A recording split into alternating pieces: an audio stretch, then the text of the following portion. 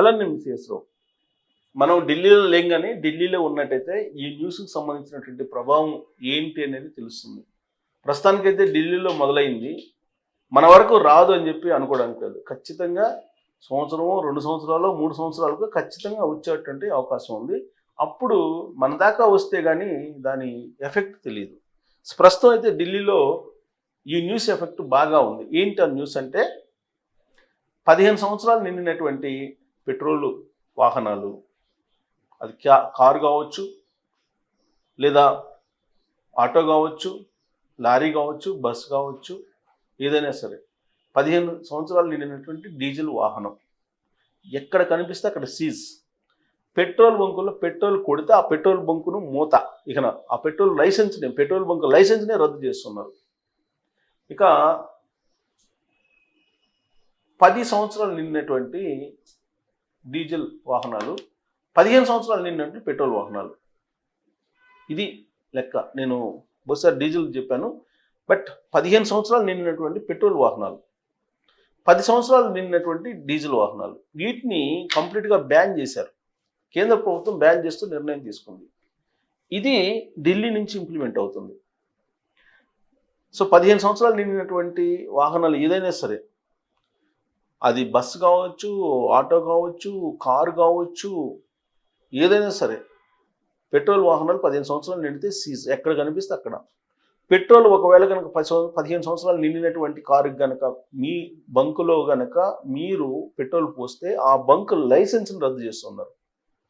ఇక డీజిల్ 10 సంవత్సరాలు పైబడినటువంటి డీజిల్ వాహనాలు, బస్సు కానీ, లారీ కానీ, క్యాబ్ కానీ, ఏదైనా సరే 10 సంవత్సరాలు నిండినటువంటి డీజిల్ వాహనాలకు కనుక మీరు డీజిల్ కొడితే మీ పెట్రోల్ బంక్ లైసెన్స్ని రద్దు చేస్తూ ఉన్నారు. ఇది న్యూస్. ఇది ఢిల్లీ నుంచి ఇంప్లిమెంట్ అవుతుంది. ఢిల్లీలో ఇవాళ నుంచి జూలై 1వ తారీఖు నుంచి స్ట్రిక్ట్గా ఇంప్లిమెంట్ చేస్తున్నారు. దానికి కారణం ఏంటంటే ఢిల్లీలో సంవత్సరంలో 365 రోజుల్లో మీకు 180 రోజులు, సుమారుగా 365 రోజులు, 180 రోజులు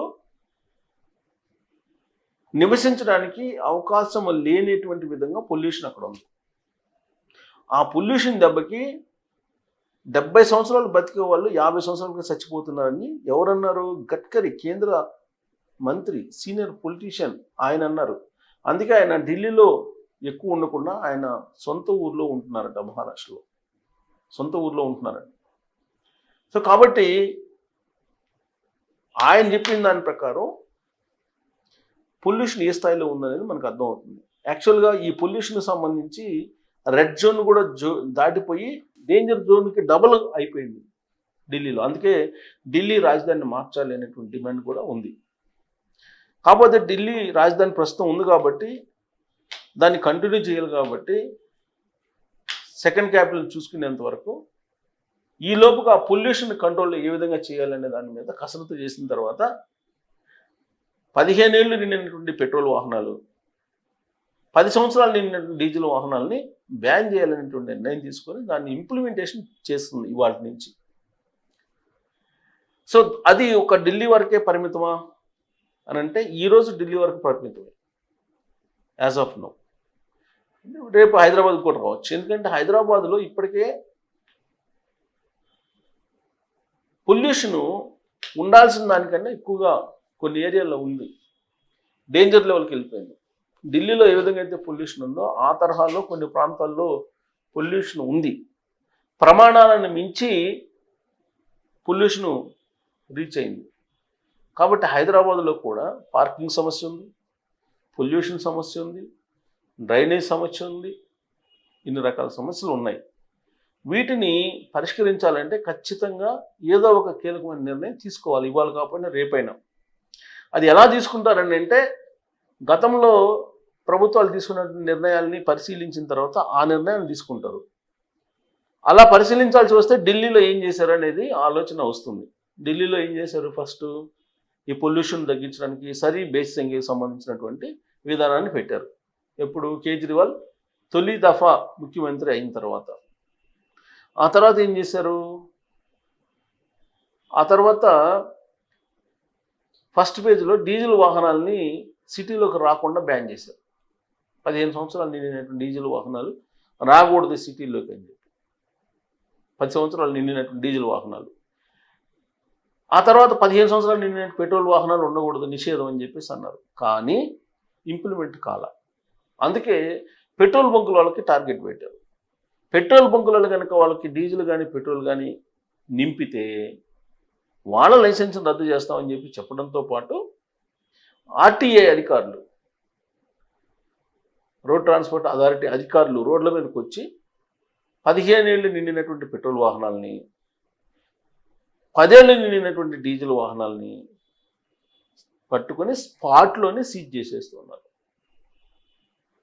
మరి దానికి పాలసీ తయారు చేశారా అంటే పాలసీ తయారు చేయాల. మరి ఇప్పుడు ఆ వెహికల్స్ని ఏం చేయాలి అని అంటే ఎక్స్చేంజ్లో పెట్టుకోవాలి. ఎక్స్చేంజ్లో పెట్టుకొని BS6 వాహనాల్ని మళ్ళీ కొనుక్కోవాలి, కొత్తవి కొనుక్కోవాలి. ఇప్పుడు కొత్తవి కొనుక్కునే దానికి గవర్నమెంట్ ఏం చేస్తుంది? రాయితీలు ఇస్తుంది.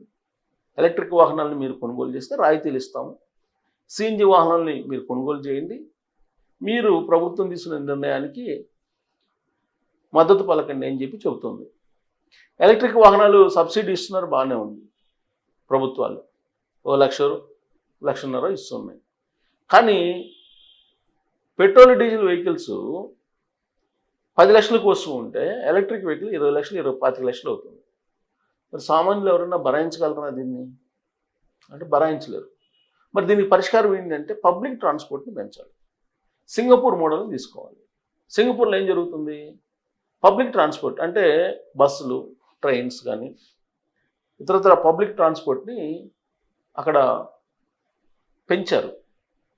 పబ్లిక్ ట్రాన్స్పోర్ట్ ఎక్కువ వాడుతుంటారు సింగపూర్లో. నాకు తెలిసినంతవరకు సింగపూర్ మా ఫ్రెండ్స్ ఉన్నారు కొంతమంది, వాళ్ళు ఏం చెప్తారంటే కారు బయటికి తీయాలంటే కనీసం 3 ఉండాలి లేదా 4 ఉండాలి అనే నిబంధన ఉంది అని చెప్తుంటారు.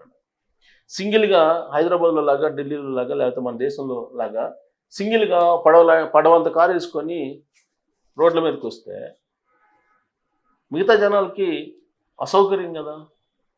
ఒక్కొక్కళ్ళు ఇంట్లో 4 ఉంటే 4 కార్లు ఉంటాయి. ఆ 4 కార్లు కూడా ఎవరికి ఎంత పెద్ద కారు కొనుక్కోవాలనుకుంటే అంత పెద్ద కారు కొనుక్కుంటున్నారు. మరి రోడ్లని ట్రాఫిక్ సమస్య లేకుండా ఎలా ఉంటుంది? అందుకే సింగపూర్ తరహా పాలసీని తీసుకురావాలి, రవాణా పాలసీని. అది కనుక తీసుకొస్తే పబ్లిక్ ట్రాన్స్పోర్ట్ పెరుగుతుంది. పబ్లిక్ ట్రాన్స్పోర్ట్ పెరిగినప్పుడు మీకు ఆటోమేటిక్గా ట్రాఫిక్ తగ్గుతుంది, పొల్యూషన్ కూడా తగ్గుతుంది. ఆ వెహికల్స్ ఏదైతే ఉన్నాయో ప్రతి వాళ్ళు కారు తీసుకొని వచ్చేసి, మనిషికి ఒక కారు తీసుకొని వచ్చేసి రోడ్ల మీద పెట్టి పొల్యూషన్, ట్రాఫిక్ ప్రాబ్లం ఉంటుంది. ట్రాఫిక్లో పొల్యూషన్ ఆటోమేటిక్గా వస్తుంది. సో దీనికి సింపుల్ లాజిక్, సింపుల్ సొల్యూషన్ ఏంటంటే 15 సంవత్సరాలు నిండినట్టు పెట్రోల్ వాహనాలని, 10 సంవత్సరాలు నిండిన డీజిల్ వాహనాన్ని నిషేధించడం కాదు. అది పర్మనెంట్ సొల్యూషన్ కాదు. పర్మనెంట్ సొల్యూషన్ ఏంటంటే పబ్లిక్ ట్రాన్స్పోర్ట్ని స్మార్ట్ ట్రాన్స్పోర్ట్గా మార్చి పబ్లిక్ ట్రాన్స్పోర్ట్ని మెరుగుపరచాలి. ప్రైవేట్ వెహికల్స్ బయటకు వచ్చినప్పుడు ఎంతమంది దాంట్లో ట్రావెల్ అవుతున్నారు అనే దాన్ని బట్టి వాళ్ళకి కొంత ఛార్జ్ చేసేటువంటి సిస్టమ్ ఏదైతే ఉందో దాన్ని తీసుకొస్తే మనిషికి ఒక కార్ తోటి ఇంట్లో నుంచి బయటకు రారు. అప్పుడు ట్రాఫిక్ తగ్గుతుంది, పబ్లిక్ ట్రాన్స్పోర్ట్ బాగుంటుంది. మెట్రో ఉంది, అలాగే మెట్రోలో అయితే కిక్కిరిసిపోతున్నారు జనాలు. అలా కాదు, పబ్లిక్ ట్రాన్స్పోర్ట్ మెరుగైన ట్రాన్స్పోర్ట్ చేయటం అని అంటే సౌకర్యవంతమైన ట్రాన్స్పోర్ట్ అందుబాటులో తీసుకురావాలి. అలా తీసుకురావాలి అంతే తప్ప పబ్లిక్ కొనుక్కున్నటువంటి వెహికల్ని మీరు నిషేధిస్తే ఆ నిషేధం ఎంత నష్టం పౌరులకి అంటే, సమస్య ఒకసారి ఉంటే పరిష్కారం ఇంకో చోట ఎదుగుతుంది. గవర్నమెంట్ పుండు ఉన్న చోటే మందు వేయాలి. పుండు ఒక చోట పెట్టి మందు ఇంకో చోట వేస్తే పరిష్కారం శాశ్వతంగా వస్తుందా అంటే రాదు. ఇవాళ కొత్త వెహికల్స్ కొనుక్కుంటారు, ఎలక్ట్రిక్ వెహికల్స్ కొనుక్కోవాలని ఉంది. మరి గవర్నమెంటే చెప్తుంది 10 ఏళ్ల నిండినటువంటి డీజిల్ వాహనాలను వాడొద్దని. అంటే 10 ఏళ్ళ లోపు వాటిని వాడుకోమనేగా. అలాగే 15 ఏళ్ల నిండినటువంటి పెట్రోల్ వాహనాలను వాడుకోవద్దని. అంటే 15 ఏళ్ళ లోపు పెట్రోల్ వాహనాలను వాడుకోమనేగా. మరి ఇవన్నీ వాడితే పొల్యూషన్ రాదా? వస్తుంది. సో ఇది పర్మనెంట్ సొల్యూషన్ కాదు. ఢిల్లీలో మొదలైనటువంటి ఈ బ్యాన్ అనేది, ఈ వాహనాల నిషేధం అనేది అన్ని సిటీలకు రాబోయే రోజుల్లో వస్తుంది భారతదేశంలో. అందుకే భారతదేశ వ్యాప్తంగా సోషల్ మీడియాలో పబ్లిక్ ట్రాన్స్పోర్ట్ని మీరు మెరుగుపరచండి, స్మార్ట్ ట్రాన్స్పోర్ట్ తీసుకురండి, సౌకర్యవంతమైన ట్రాన్స్పోర్ట్ ఇవ్వండి, దీనికి పరిష్కారం ఉంటుందని చెప్పి మనం ఉద్యమించాల్సినటువంటి అవసరం ఉంది. మరి మీకు ఇది కాకుండా ఇంకేదైనా ప్రత్యామ్నాయ మార్గం ఈ సమస్యకి కనుక మీకు అనిపిస్తే మీరు ట్రోల్ చేయొచ్చు. Thank you.